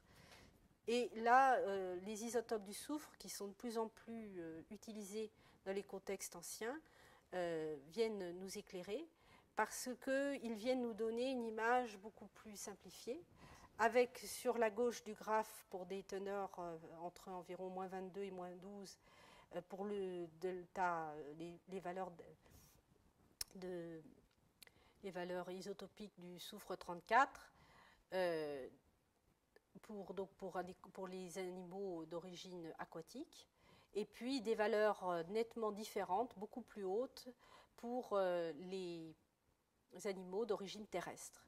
Et puis, du coup, on peut replacer les humains et on peut replacer l'influence plus ou moins grande de quantité de protéines d'origine aquatique par rapport à leur signature isotopique. On a cette fois une image beaucoup plus simplifiée qui nous permet de mieux cerner quelle était la proportion de ressources aquatiques. Alors, si on essaye de la quantifier, pour l'instant, on arrive à des quantifications d'environ 30% de protéines d'origine de ressources aquatiques. Là encore, je voudrais attirer votre attention sur ce que ça représente en poids de chair, pour arriver à 30% avec des poissons, même gros comme le brochet, par rapport à de la viande venant de cerf ou de sanglier. Ça veut dire que vraiment cet apport aquatique était très significatif, était régulier et représentait une activité vraiment importante de subsistance pour ces chasseurs-cueilleurs du Mésolithique. Voilà, je vais passer à présent la parole à Caroline et je vous remercie. Voilà, maintenant que les bases sont plantées, vous avez vu de nombreux exemples sur des populations préhistoriques. Moi, je vais parler principalement d'exemples pour des populations bien plus récentes, principalement des populations historiques. Alors, quelles sont les applications dont je vais parler? Ce sont bien sûr des reconstitutions des régimes alimentaires avec la position des humains dans leur chaîne alimentaire, des changements de régime alimentaire qui peuvent être par exemple liés à la consommation de nouvelles espèces ou au sevrage. Je vais également parler du lien entre régime alimentaire et statut social. Je présenterai un peu plus longuement deux études, l'une qui a été faite sur des Amérindiens et l'autre sur des Pasquans, donc des habitants de l'île de Pâques. Et enfin, je parlerai de l'origine géographique et des migrations. Alors, le premier exemple que je voulais vous présenter, c'est une étude qui a été réalisée par Hervé Boschrens sur des individus du Moyen-Âge. Il a analysé un ossement humain et 9 ossements animaux.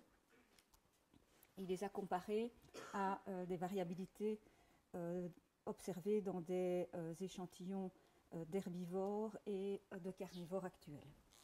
Alors, voici la position des herbivores.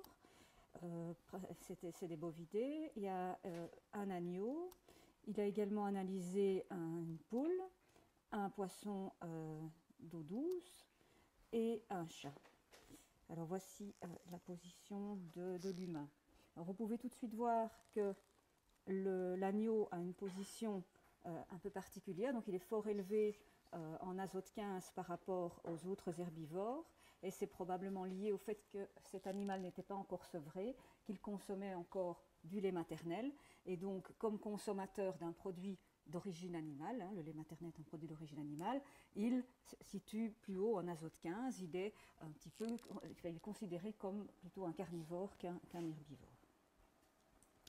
L'humain présente des valeurs d'azote 15 également élevées, et l'hypothèse était qu'il y avait une consommation soit d'animaux non encore sevrés, soit de poissons ou de carnivores, que ce soit un oiseau ou un chat.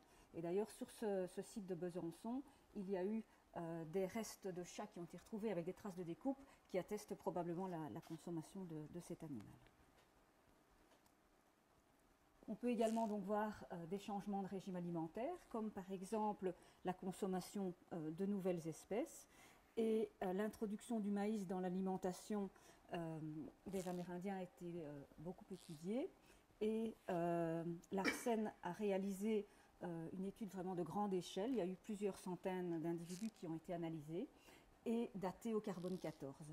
Et les analyses isotopiques, les analyses d'isotopes stables qu'il a réalisées, ce sont des analyses du delta C13. Et vous avez vu que le maïs qu'il y avait les plantes en C4 se distinguaient des plantes en C3, et le maïs est une plante en C4 qui donc présente des valeurs isotopiques en delta C13 plus élevées que les plantes en C3. Et on peut voir que finalement c'est assez tardivement que le maïs a été introduit dans l'alimentation de ces Indiens d'Amérique du Nord. Ils ont commencé à consommer du maïs aux environs de 800 après Jésus-Christ. Et c'est à partir de l'an 1000 que y a vraiment, le maïs devient un aliment de base. Je fais un petit bond dans le temps, mais jusqu'à pratiquement nos jours, pour parler de la transition entre le mésolithique et le néolithique au Danemark. Là encore une fois, il y a eu des datations au carbone 14 qui ont été couplées avec des analyses des isotopes stables du carbone. Et on peut voir qu'il y a vraiment une transition entre les individus du mésolithique et ceux qui les ont suivis, du néolithique jusqu'aux périodes historiques. On peut voir que c'est seulement au mésolithique qu'il y avait une consommation vraiment significative de poissons, et qu'après, le poisson devient beaucoup moins important dans l'alimentation de ces individus du Danemark. Et cette consommation de poissons mésolithiques, elle devait être à peu près similaire à ce que l'on voit actuellement chez les Inuits du Groenland. Encore un changement de régime alimentaire, c'est celui qui s'est opéré chez les Vikings du Groenland. Les Vikings seraient arrivés là aux environs de 986 et auraient brusquement disparu aux environs de 1500. Il y a de nombreux vestiges au Groenland, que ce soit des vestiges par exemple d'églises, mais il y a aussi, on a retrouvé des ustensiles et de nombreux squelettes. Et donc, je vous disais, c'est vers 986 qu'ils auraient commencé à coloniser le Groenland, et ils auraient disparu aux alentours de 1500. Ce que l'on observe quand on fait, encore une fois, un couplage d'analyses au carbone 14 et des analyses des isotopes stables du carbone, c'est une augmentation des valeurs de cet isotope stable avec le temps, et ce qui indiquerait une consommation croissante de produits d'origine marine. Fait exception, un individu qui était probablement un évêque, qui présente des signatures plus basses que ses contemporains. Alors on peut se poser la question, est-ce que de par son statut social peut-être particulier, il mangeait moins de poissons que les autres, ou est-ce qu'il serait décédé peu de temps après avoir quitté l'Islande et qui serait arrivé au Groenland? Là, la question reste ouverte. Et puis il y a aussi, ici, c'est un bœuf qui a été analysé, et vous voyez que, comme attendu, il présente une valeur bien inférieure à celle des humains. Alors, donc il y a l'hypothèse, plutôt on voit qu'il y a un changement alimentaire, mais la grande question c'est pourquoi ces Vikings ont-ils disparu et on ne retrouve plus la trace des Vikings après 1500 au Groenland? Eh bien, il y a eu d'autres études qui ont été faites, cette fois-ci sur base des isotopes stables de l'oxygène, un isotope qui, comme Dorothée Drucker vous l'a dit, est en relation avec les températures. Et l'INRUP a étudié différents individus d'Europe du Nord, et ce qu'il a fait, c'est doser les isotopes de l'oxygène sur l'émail dentaire, et il observe une variation dans les températures. Donc plus les isotopes de l'oxygène sont élevés, plus les températures étaient chaudes, et inversement, plus les isotopes de l'oxygène sont basses, plus les températures devaient être basses. Eh bien, ce qu'on observe, c'est qu'au moment de l'arrivée des Vikings au Groenland, eh bien, on est dans vraiment un climat plus chaud. C'est ce qu'on appelle l'optimum climatique du Moyen Âge. Et vous voyez que c'est même plus chaud qu'au XXe siècle. Et ça devait être un moment très propice. Il devait y avoir, la calotte glaciaire occupait moins de place qu'actuellement. Et donc, le climat du Groenland devait être plus propice à, par exemple, l'agriculture que maintenant. Ce qu'on voit aussi, c'est qu'au moment de la disparition des Vikings, on a des températures qui sont inférieures à celles actuelles, et on est dans une période qu'on appelle le petit âge glaciaire, qui se caractérisait dans l'hémisphère sud par des sécheresses, mais qui, dans l'hémisphère nord, se caractérisait par des hivers beaucoup plus rigoureux, comme on peut le voir sur cette peinture. Et donc, c'est probablement une modification du climat qui a fait qu'il y avait probablement de moins bonnes moissons. Peut-être que le bétail n'a moins bien survécu, et donc ces vikings sont de plus en plus allés pêcher, aller chercher leurs protéines dans la mer, ce qui explique ces augmentations en carbone 13, et ils auraient fini par soit quitter l'île, quitter le Groenland et retourner en Islande. C'est une hypothèse émise par l'INRUP, soit peut-être qu'ils sont morts de famine. Là, la question reste encore ouverte.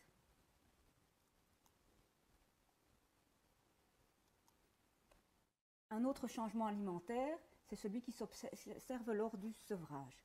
Donc on a un enfant, un bébé, qui se nourrit de lait maternel et puis qui commence à avoir une alimentation omnivore. Donc il va changer de niveau trophique. Et Simon Mace a étudié un cimetière anglais daté des 10e au 16e siècle, la population de Warham Percy, et il avait la chance d'avoir énormément de jeunes enfants, même des fœtus dans son échantillon. Et comme attendu, le fœtus qui ne s'est pas encore nourri de lait maternel présente le même signal isotopique que sa mère, et les fœtus qu'il a analysés se situent à peu près au même niveau d'azote 15 que les adultes de sa population. Ensuite, il observe une augmentation des signatures en azote lourd qui sont liées à une consommation de lait maternel. Donc l'enfant devient consommateur d'un tissu humain, donc c'est un carnivore. Et puis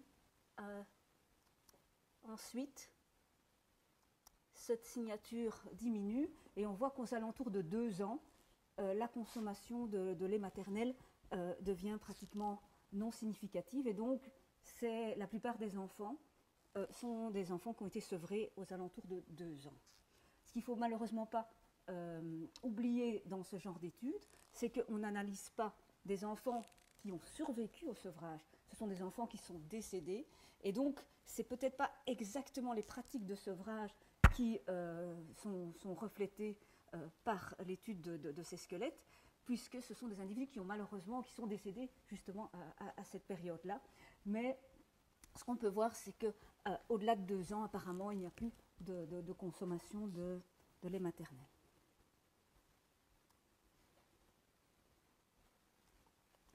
On peut également mettre en évidence des liens entre régime alimentaire et statut social. Et c'est ce que nous avons fait à l'abbaye des Dunes de Coxyde, qui est daté des 12e, 15e siècles. Et on avait étudié un marqueur de stress, donc un marqueur de malnutrition et ou de maladie pendant l'enfance, donc pendant la formation ici de la couronne dentaire. Et cette hypoplasie, elle se marque par des sillons qu'on peut voir dans les dents. Ce sont des lignes moins épaisses d'émail qui résultent du fait que les cellules qui produisent l'émail, à un certain moment,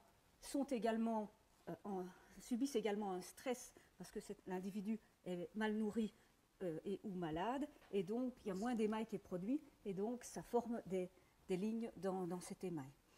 Et on a voulu voir s'il y avait un lien entre la présence ou l'absence d'hypoplasie de l'émail dentaire et la localisation dans le cimetière.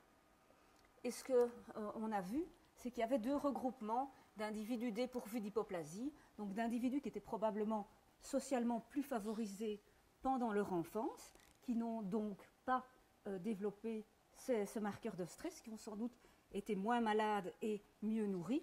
Et vous voyez qu'il y a deux regroupements, un qui est situé dans la nef centrale et un qui est situé à cheval sur une des chapelles, une zone privilégiée d'inhumation. Donc, probablement, on a affaire à des individus qui étaient de statut social plus favorisé. On a réalisé des analyses isotopiques sur ces individus. Et pour ce qui est des isotopes du carbone, on voit que les individus qui ne présentent pas ce marqueur de stress, qui ne présentent pas d'hypoplasie, se présentent des valeurs supérieures en isotopes lourds du carbone par rapport aux individus qui présentent ce marqueur et qui sont donc probablement moins favorisés. Donc ce qu'on a à Coxyde, c'est une différence qui se marquait lors de l'enfance. Il y avait des individus qui étaient plus favorisés que d'autres et qui apparemment se poursuit lors de l'âge adulte avec une alimentation qui est différente de celle du reste de la communauté monastique de Coxyde.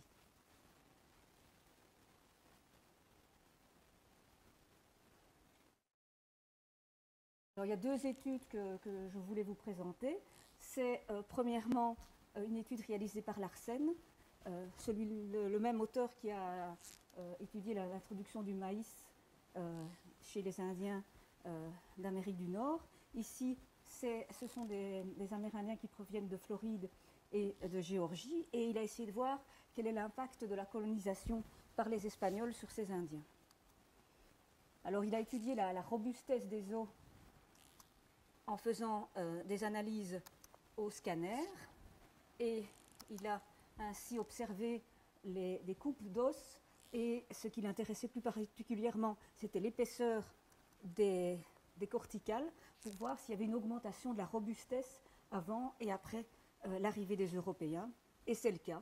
C'est après l'arrivée des Européens, on a vraiment des os qui sont plus robustes chez les Indiens, ce qui est une première indication d'une augmentation de la charge de travail après l'arrivée des Européens. Donc, ils avaient sans doute des activités moins diversifiées, mais beaucoup plus contraignantes qu'avant l'arrivée des Européens.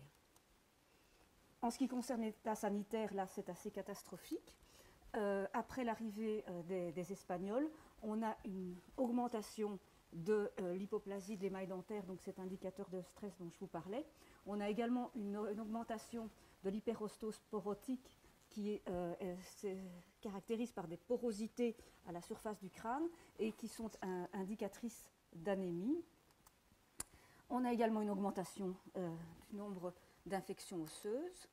Ce qu'on a également, qui indique encore également une charge de travail plus élevée, ce sont un nombre, on observe des fréquences plus élevées d'arthrose, donc d'usure des os liées au fait que les cartilages sont usés, voire à certains endroits ont même disparu, et également des becs de perroquet au niveau des vertèbres. Donc encore une indication comme quoi les Indiens travaillaient plus après l'arrivée des Européens.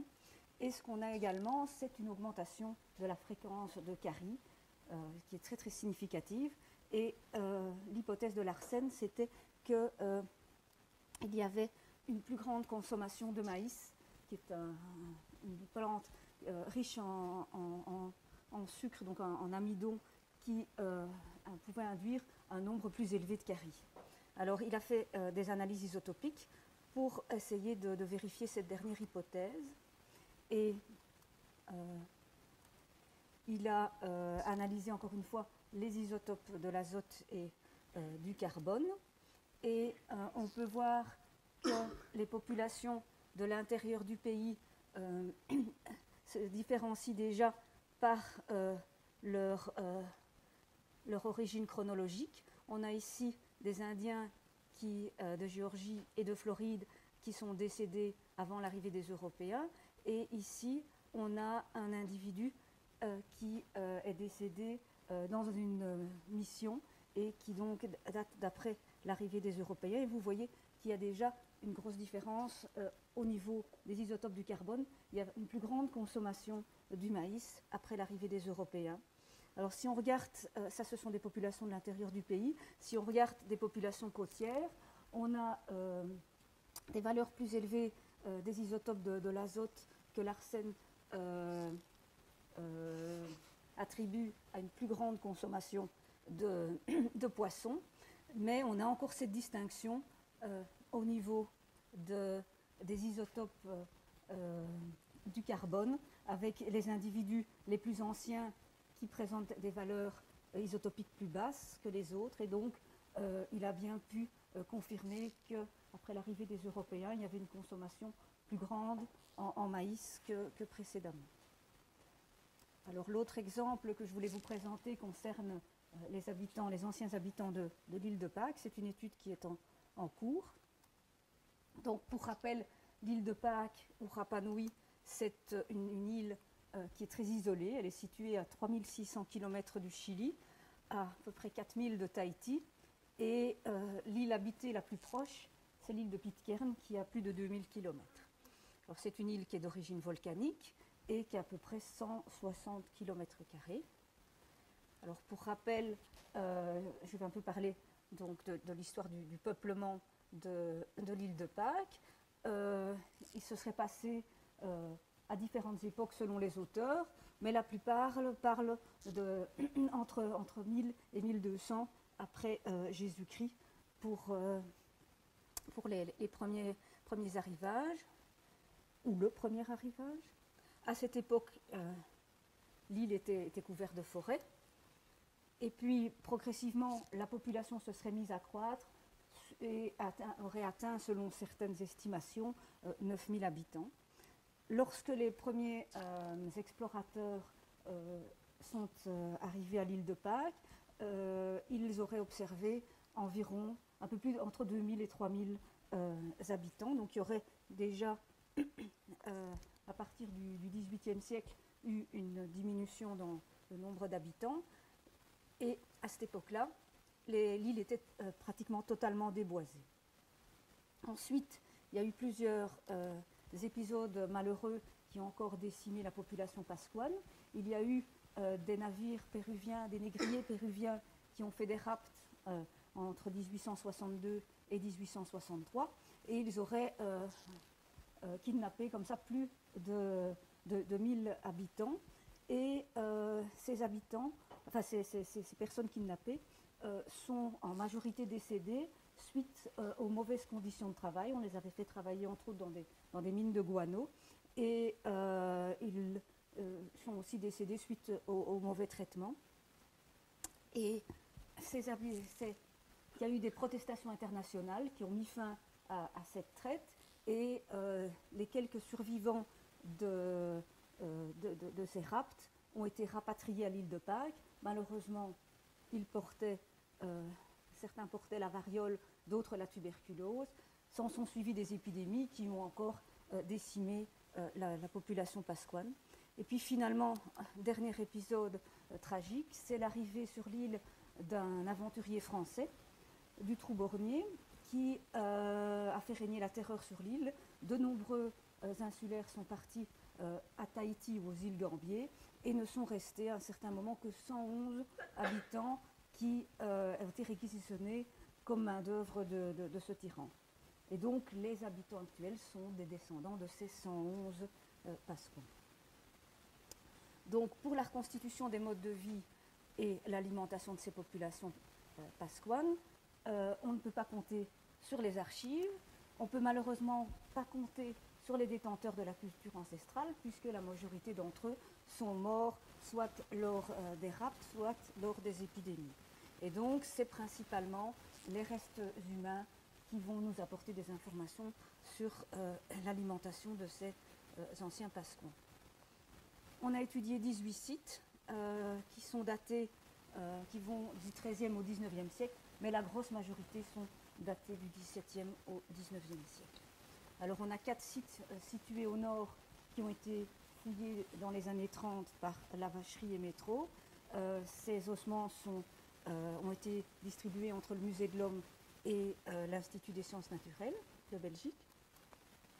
On a une dizaine de sites qui ont été fouillés fin des années 70, début des années 80 par un Américain, George Gill, et lui a fouillé à la fois des aous, donc ce sont les plateformes funéraires sur lesquelles étaient posées les grandes statues, et également il a fouillé des grottes.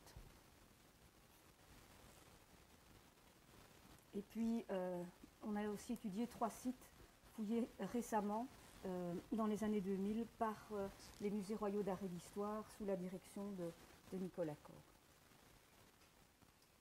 Alors,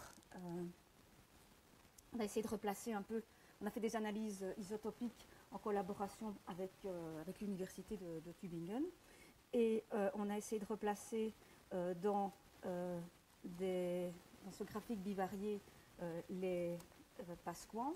On a pris des valeurs d'écosystèmes marins et terrestres, et vous voyez qu'il y a donc une séparation nette entre ces deux écosystèmes sur base des isotopes du carbone, et on a des distinctions en fonction du niveau trophique sur base des isotopes de l'azote.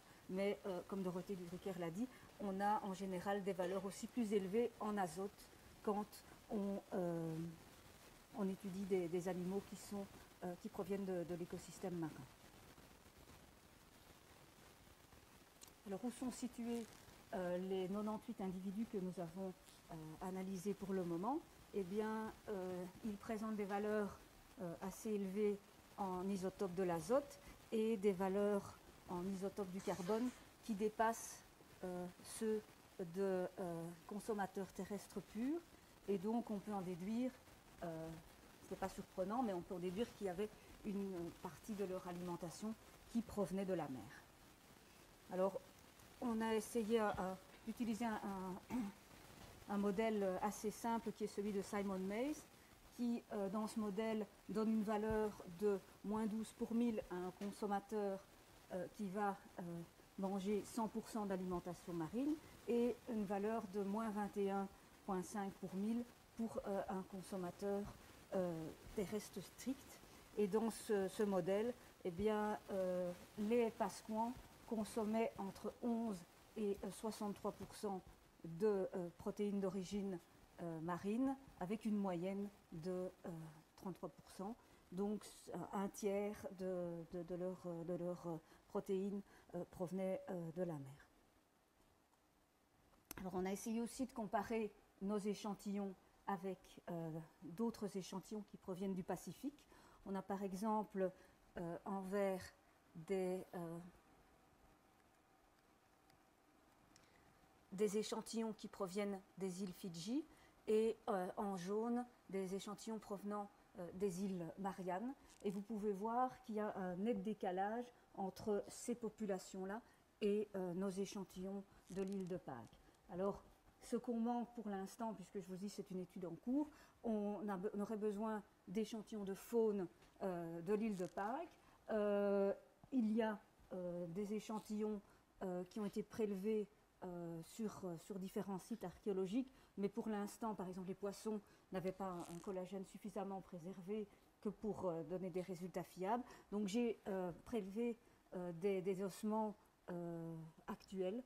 Donc j'ai des herbivores et des poissons qui vivent actuellement, et on va utiliser ces valeurs pour essayer de voir où se situent les aliments potentiels des passequans. Mais une première hypothèse concernant ces valeurs élevées en azote, ça pourrait être, comme elles ne sont pas accompagnées de valeurs élevées en carbone, ce serait peut-être plus une consommation peut-être plus importante de protéines d'origine terrestre. Alors il pourrait s'agir de poules ou d'œufs de poules, ou alors le seul mammifère qui accompagnait les passequans dans leur voyage, les premiers passeront dans leur voyage jusqu'à l'île de Pâques, c'est le rat. Il n'y avait ni cochon ni chien à l'île de Pâques, et la consommation de rats est attestée. C'est peut-être une des hypothèses pour expliquer les valeurs plus élevées à l'île de Pâques qu'en azote 15 à l'île de Pâques par rapport à d'autres populations du Pacifique. Alors, on a également essayé de voir si au sein de notre échantillon pasquan, on voyait des tendances, et on a séparé les individus adultes selon leur sexe, et on a les hommes qui sont représentés en bleu, les femmes en rose et les individus indéterminés en blanc. Et on peut voir que les teneurs moyennes des hommes en delta N15 sont significativement supérieures à celles des femmes.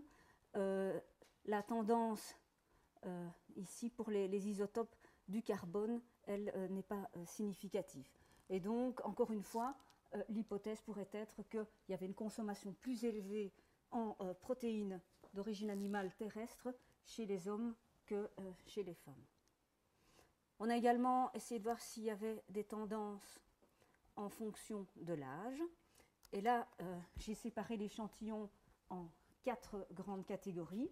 Il y a les adultes qui sont représentés par un petit rond gris, les enfants entre 0 et 3 ans par un petit carré magenta, les enfants entre 4 et 11 ans qui sont représentés par un carré jaune et les adolescents par un carré bleu.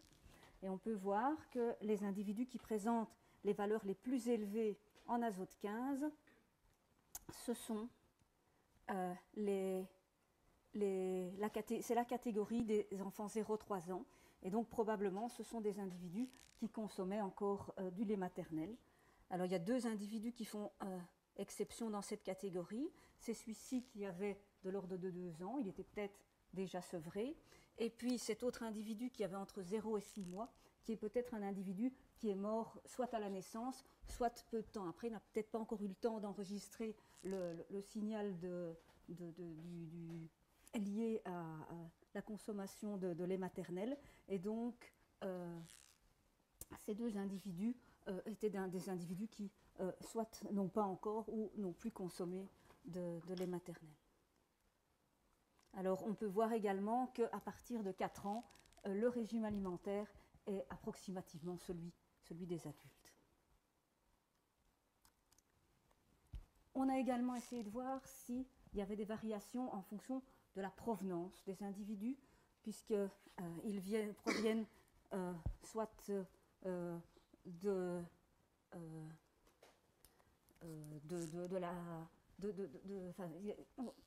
on peut voir par exemple s'il y a des différences en fonction de leur tribu, de leur clan. Ça, c'est une carte qui a été établie par Catherine Routledge, qui est allée en 1914 à l'île de Pâques et qui avait interviewé les Pasquans. Et sur base de ces informations, elle avait fait une carte avec les limites des différentes tribus de l'île. Et donc, je voulais savoir si, par exemple, une tribu avait un régime alimentaire homogène. Et donc, ici, les différentes couleurs, ce sont non pas des couleurs qui sont liées aux tribus, mais aux différents zaous, donc aux différentes plateformes. Et on a par exemple ici des individus qui proviennent de Laou Nau, qui est connu pour être Laou royal, celui qui avait des droits de pêche toute l'année, alors que dans les autres cas, il y avait des tabous. Il ne pouvait pêcher qu'à certains moments de l'année. Et on voit que, un petit peu comme attendu, ce sont les individus qui présentent les valeurs les plus élevées en azote et en carbone. Donc, ils consommaient peut-être plus d'aliments d'origine marine que les autres zaous, les individus provenant des autres zaous.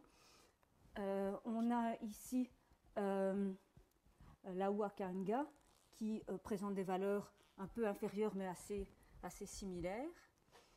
Et assez surprenant, ici en rose, ce sont les individus de Laou Kiki-Raumea qui proviennent du même clan que celui de Laou royal. Et vous pouvez voir qu'il y a une alimentation qui est tout à fait différente et à la fois des valeurs qui sont plus inférieures en azote et en carbone que les individus de Laou Nau. Donc ils faisaient normalement partie du même clan, le clan Mirou, qui était un clan très important, qui était le clan d'où était issu Laou royal, et vous pouvez voir que leur alimentation était quand même fort différente. Donc, apparemment, des individus d'un même clan n'avaient pas la même alimentation. Enfin, il faut aussi dire que ces limites ont été faites au XXe siècle. Étaient-ce vraiment les limites des anciens clans? Là, on ne peut pas vraiment, on peut en douter. Et enfin, par exemple, ici, un autre Aou, l'Aou Mahatoua, qui présente des valeurs assez intermédiaires, mais on a quand même des regroupements. Vous voyez qu'on a des regroupements d'individus en fonction du site d'origine. Donc, deuxième partie de l'exposé, ça concernait l'origine géographique et les migrations, des paramètres qui sont très importants, surtout en archéologie. Ce qui est malheureusement souvent difficile à pouvoir déterminer si ce sont vraiment des mouvements de population ou des mouvements d'objets ou des mouvements d'idées qui ont eu lieu, mais grâce aux isotopes stables, on va parfois pouvoir le déterminer. Par exemple, une étude qui a été réalisée sur des isotopes du plomb, et une autre qui a été réalisée entre autres sur les analyses du strontium. Alors, ces deux isotopes sont des isotopes lourds et à l'échelle des temps qui nous occupent, pas à l'échelle des temps géologiques, mais à l'échelle des temps qui nous occupent, on n'observe pas de fractionnement. Donc, contrairement aux isotopes, par exemple, du carbone et de l'azote, entre les différents niveaux d'une chaîne alimentaire, on a vu qu'il y avait un fractionnement des isotopes, que les rapports isotopiques changeaient. Ce n'est pas du tout le cas pour ces isotopes lourds. Les isotopes lourds ne changent pas entre un herbivore et un carnivore. Par contre, ce qu'ils reflètent, c'est la composition isotopique du substrat géologique sur lequel l'individu vivait. Et donc, on a par exemple des cartes qui ont été établies pour les isotopes du strontium. Eh bien, un individu qui a passé toute sa vie à cet endroit-ci devrait normalement avoir des rapports isotopiques du strontium qui sont similaires à celles du substrat géologique sur lequel il vivait. Alors, il y a une étude qui a été faite sur base des isotopes du plomb, des isotopes stables du plomb par Mollison, et elle a étudié des individus qui provenaient d'un cimetière romain, Poundbury, et elle a étudié 4 individus humains, 3 adultes et un enfant. Et vous voyez, un enfant avait à peu près 6 ans. Vous voyez qu'il y a une grosse différence dans les signatures isotopiques de l'enfant et des adultes. Et il y a aussi une différence au sein des adultes. Elle a analysé des échantillons de plomb provenant de cercueils du site, et on peut voir qu'il y a une similarité entre les deux des 3 adultes et ces cercueils. Et si on regarde les signatures isotopiques de minerais qui proviennent de Mendip à 60 km au nord de Poundbury, on voit qu'il y a que les variabilités se chevauchent, et donc le plomb qui se trouvait dans les os de ces 2 individus et ceux qui se trouvaient dans les cercueils provenaient très probablement de cette mine de Mendip. Quant à l'autre individu qui est un peu éloigné, il présente des signatures isotopiques qui sont similaires à celles d'une mine qui se situe au sud-est de l'Angleterre, la mine de Willrose. Et donc le plomb qui est arrivé dans les aliments ou dans les boissons par contamination provenait probablement de cette mine-là. Quant à l'enfant, c'est assez étonnant, mais il n'y a aucune signature isotopique, que ce soit en Grande-Bretagne, en Irlande et en Bretagne, qui correspondent à ces valeurs isotopiques. Par contre, en Grèce, il y a les mines de l'Orion qui ont des valeurs isotopiques tout à fait compatibles avec la valeur isotopique de cet enfant. Alors, venait-il de Grèce ou a-t-il consommé des aliments ou des boissons qui étaient stockées dans des récipients en plomb qui provenaient de cet endroit, là, la question est ouverte, mais en tout cas, il ne s'agit pas d'une contamination, puisque une contamination post-mortem aurait donné des résultats qui seraient plutôt des résultats locaux ou liés au cercueil, et non ces résultats très différents. Alors, dernier exemple, c'est un exemple qui permet de mettre en évidence à la fois l'origine géographique et des migrations. Ce sont des analyses qui se font au sein d'un individu. On va étudier son émail dentaire qui est un tissu qui ne se renouvelle pas et donc qui va refléter les conditions environnementales au moment de sa formation, c'est-à-dire l'enfance, et l'os qui, comme on l'a vu, reflète surtout les conditions environnementales des 10 dernières années. Le dernier exemple, c'est Ötzi, qui est bien connu et qui a été découvert en 1991 et qui daterait d'environ 5200 ans. Et on a étudié les isotopes, ça c'est Müller qui a étudié les isotopes du plomb et du strontium sur un échantillon de dents et 3 échantillons d'os. Donc il a étudié l'émail dentaire et du tissu osseux. Et vous voyez qu'il y a une légère différence entre ces échantillons. Et il a essayé de le mettre en relation avec ce qu'on sait des compositions chimiques des roches de la région. Et il y a différents types de roches qui sont représentés par différentes couleurs. Voici l'endroit où on a retrouvé Ötzi, à quelques 3000 mètres d'altitude. On a des basaltes qui sont situés ici sur la carte et qui ne correspondent pas du tout aux signatures isotopiques des os et de l'émail dentaire. Voici les carbonates qui sont également en bleu sur la carte. Par contre, on peut voir que les roches volcaniques du Permien qui sont en vert sur la carte correspondent bien aux signatures isotopiques d'Ötzi. Et donc, on peut en déduire qu'il aurait passé les dernières années de sa vie dans les régions vertes de la carte, donc à peu près une vingtaine de kilomètres seulement de l'endroit où on l'aurait retrouvé. Alors en ce qui concerne l'émail dentaire, donc la signature qui reflèterait l'enfance, elle correspond plus ou moins aux signatures des gneiss philites qu'on voit en orange sur la carte. Et Müller a aussi analysé différents sites sur ces formations géologiques. Et entre autres, il y a le site de Feldstearns qui est un site de l'âge du cuivre bien connu. Il y a entre autres un menhir et il est vraiment très proche de la signature isotopique de l'émail dentaire d'Ötzi.